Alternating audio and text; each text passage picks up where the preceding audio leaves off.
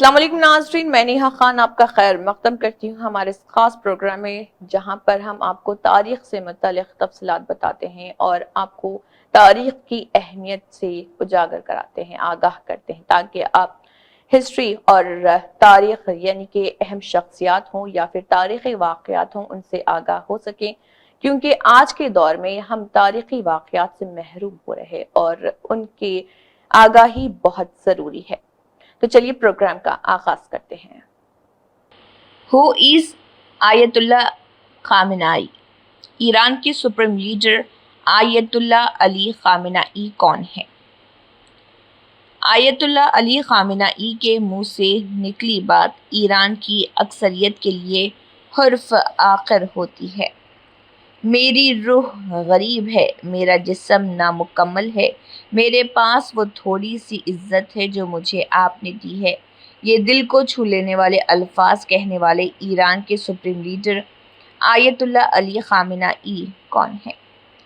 11 برس کی عمر میں عالم بننے والے آیت اللہ خامنائی کا انتخاب امام خمینی نے کیا تھا۔ ایران عراق جنگ کے بعد پاسداران انقلاب کو بااختیار بنانے والے آیت اللہ علی خامنائی کی بدولت آج ایران سپر پاور امریکہ اور معاشی طور پر مضبوط اسرائیل جیسے ممالک سے ڈٹ کر مقابلہ کر رہا۔ آیت اللہ علی خامنائی ایران کے مقدس شہر مشہد میں 1939 میں پیدا ہوئے اور آیت اللہ خامنائی عالم دین بننا چاہتے تھے، اسلام کو پھیلانا چاہتے تھے۔ اس دور میں رضا شاہ پہلوی کی حکومت تھی، جو کہ ایک سیکولر اور آزاد سوچ کا بادشاہ تھا۔ اس دور میں ایران میں شراب رقص عام تھا۔ یوں کہیں کہ اسلامی لحاظ سے ایران برے دور سے گزر رہا تھا۔ 1962 میں آیت اللہ خامنائی نے امام خمینی کی انقلابی تحریک میں شمولیت اختیار کر لی۔ یہ تحریک رضا شاہ پہلوی کی سوچ کے عین مخالف تھی۔ امام خمینی نے اسلامی انقلاب کے لیے ایران میں مرکزی کردار ادا کیے۔ رضا شاہ پہلوی کی حکومت میں امام خمینی کو جلاوطن کر دیا گیا، مگر ان کے حامی، ساتھی اور پیروکار آیت اللہ علی خامنائی نے اپنی کوشش جاری رکھی۔ امام خمینی کا پیغام پورے ایران میں پہنچایا، جس کی سزا انہیں کئی بار دی گئی، کئی بار جیل بھیجا گیا، رکاوٹیں پیدا کی گئیں، لیکن انہوں نے اپنی کوشش مسلسل جاری رکھی۔ 1979 میں انقلاب آیا اور بالآخر رضا شاہ پہلوی کی حکومت گر گئی۔ یہ انقلاب امام خمینی کا خواب تھا، یہ ایک اسلامی انقلاب تھا۔ اس انقلاب میں آیت اللہ خامنائی پیش تھے۔ اس کے بعد ایک علماء کی حکومت بن گئی۔ اس حکومت میں امام خمینی نے آیت اللہ علی خامنائی کو اہم ذمہ داریاں سونپی، جن میں کی امامت بھی دی گئی تھی۔ 1980 میں Ayatollah Ali Khamenei secretary of defence, supervisor of Islamic revolution of guard رہے۔ 1981 میں ہائی سیکیورٹی کونسل میں امام خمینی کے نمائندے کے طور پر خدمات انجام دیا۔ اس کے بعد ایران عراق جنگ میں پیش رہے۔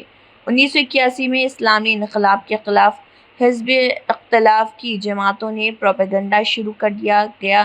آیت اللہ علی خامنائی کی مخالفت کی گئی، رکاوٹیں پیدا کی گئیں اور ان کو قتل کرنے کی سازش کی گئی۔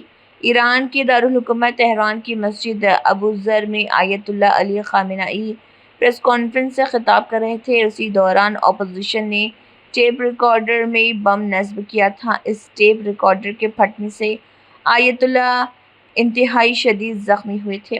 1981 کے ایرانی صدارتی انتخابات میں بھاری اکثریت 97% کے ساتھ ایران کے صدر منتخب ہوئے۔ یہ 1982 سے 1986 اور پھر 1990 تک صدر منتخب ہوئے۔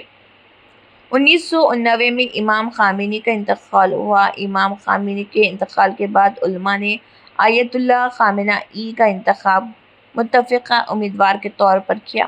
1990 میں آیت اللہ خامنائی ایران کے سپریم لیڈر، رہبر اعلیٰ بن گئے۔